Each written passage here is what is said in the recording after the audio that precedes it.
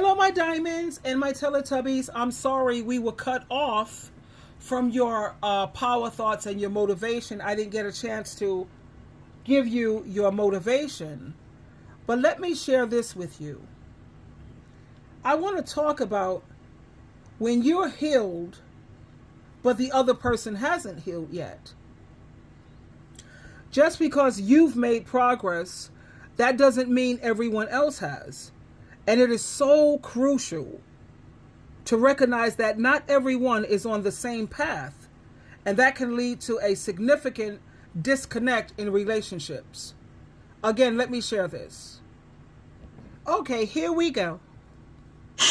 If both of us are compatible because we're both broken in the same area and we share the same pain, what happens if you heal? Here we go. What happens if you heal and they don't? Because listen, like I stated earlier in the genesis of this message, you can't change nobody. Just because you healed doesn't mean they will heal. And if the only thing that you have in common is your brokenness, or y'all have similar dysfunctions in a broken area, if you heal, you remove what y'all had in common. And so now we're no longer compatible. And this is what I try to get our singles to understand. I don't want you to be broken and then get into marriage and heal from that brokenness to discover I'm with somebody who I can't fly with. And if you don't know who you are, you'll clip your wings so that you can go back to crawling with them. If both of us are compatible because we're both broken in the same area and we share the same pain, what happens if you heal? That's right. What happens when you heal? When you've healed, you may find yourself wanting to help those around you, your friends, your family, or even your partner. You figure, if I can do it, why can't they? But the reality is this, that healing is not a one-size-fits-all process. Everyone has their own battles, their own timelines, and their own struggles. This disconnect, it can create frustration. You might feel like you're speaking a different language when you're trying to communicate your growth or your insights to your partner. It's so easy to forget that others may still be struggling with pain, trauma, or insecurities that you've already faced and you've already overcome. So how should you handle it? I think, first of all, we have to practice empathy. Put yourself in the other person's place while not stagnating yourself. You have to understand that everyone's journey is unique and different. Just because you see the light at the end of the tunnel, it doesn't mean others can see it too. Now, we also know the importance of setting boundaries, because boundaries are used to protect yourself, to keep yourself safe. But please, for the love of Jesus, for the love of God and Christ, make your boundaries reasonable. Your boundaries, I have two people who their boundary is this. Tell me if this sounds reasonable to you. You're not allowed to disagree with them, and you have to feel the way they feel about everything. You have to feel the way they feel. And you have to see things the way they see it, or they're ready to throw you in the toilet and flush it. What? No, that's not a healthy boundary, sweetheart. That's called insanity. That's crazy. As long as a person is not yelling, screaming, cursing at you, calling you out of your name, they're calling you stupid or you something crazy. Let people express how they feel. Especially when you want authentic and genuine people in your life. As long as they're kind, and it's always kind to tell people the truth. So make sure that you have healthy boundaries set in place and protect your energy and your mental health along with your emotional health. It's okay to step back if someone isn't ready to meet you where you are. Sometimes you have to cut people off or fall back from them. I have family members, I had to fall back. I'm not cutting them off. I pray for them. But I think that they need some space and some time to develop some self-awareness, because that's the area that they're lacking.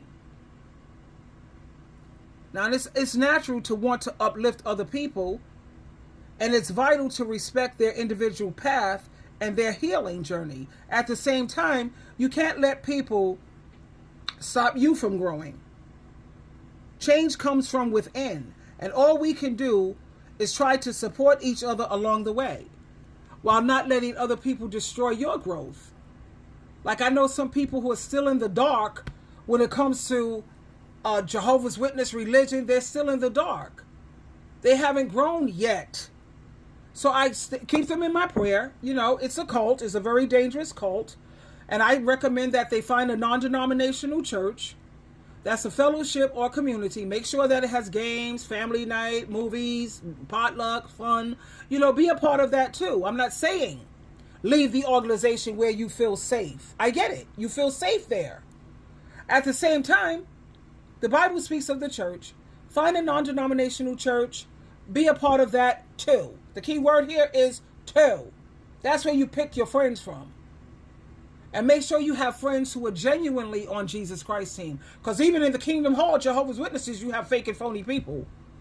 You have a lot of PMOs, physically in, mentally out, and they're just there because they're forced to be there because they don't want to lose their social and support network along with their family. So they're PMOs. But just like you find fake people in any religious organization, you're going to find people who are genuine also. And that's all I'm saying. But like what this man said, you're going to find some people who have healed and other people who have not healed yet. Let me leave you with him again. His final thoughts. I want that to, resonate in your mind. Let me share a different aspect, another person's thoughts with you. Hear me when I say this. Listen, you being healed breaks their hearts because now there's no pain for them to eat off of. You feel me? The ones that preyed on your weakness, your happiness is leading them into a land of starvation. Glory be to God, man. All because you have corrected self, it taught everybody else not to come at you crooked. And if they do, they will be sawed off like Saul was behind disrespect. God, you being focused is giving a terror of fear to those who never thought to respect you. Is you following? Even your hater now has to shower you with peace just so they can stay in your presence alongside the gifts God has given you as a blessing to enjoy. Sometimes we try to hold on to everything that we know. But if everything that you know was created in survival mode, once you transition and once you find a level of peace, balance, and stability, the illusion of survival mode starts to fade away. So everything that you thought was real was actually just a moment of time. The process. Sometimes healing is actually losing everything fake. And not to say that these things don't feel real in the moment, because you felt like you would never become better. You felt like you would never find closure. You felt like you would never be happy again. And you chose environments and people from the mental and emotional space that you actually once called you. But none of it was real. It was all temporary emotions and thoughts. And once you actually start healing for real, doing the work, you stop trying to protect the version of you that was just trying to make it through the day. You start grieving who you had to become to survive. And you actually start remembering who you used to be before all the pain. Healing don't always feel like love and freedom. I need you to understand that. Sometimes it feels confusing.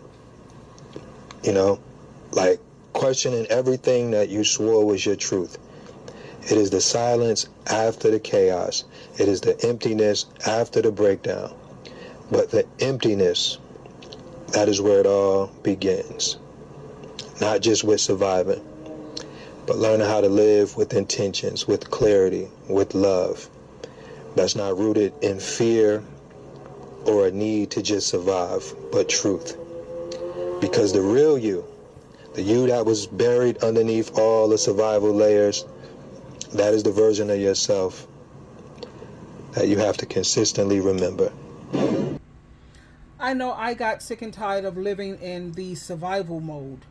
You know, I'm working hard to make the necessary changes to strip off the old personality and put on the new personality, the Christ-like personality.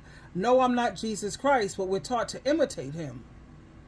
And now that I'm healing, you know, I was indoctrinated for over 55 years being a Jehovah's Witness. And it took me like 3-4 years to try to become unindoctrinated.